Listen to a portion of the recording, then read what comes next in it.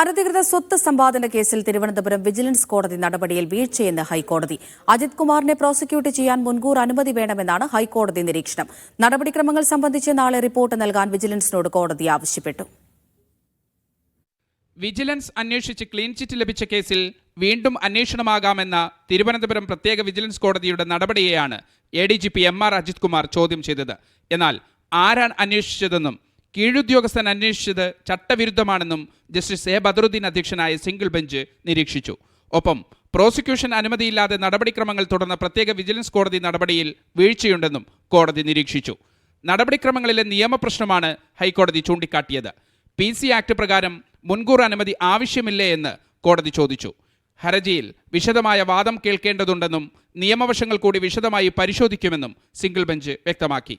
നടപടിക്രമങ്ങൾ സംബന്ധിച്ച് റിപ്പോർട്ട് നൽകാൻ വിജിലൻസിനോട് കോടതി ആവശ്യപ്പെട്ടു.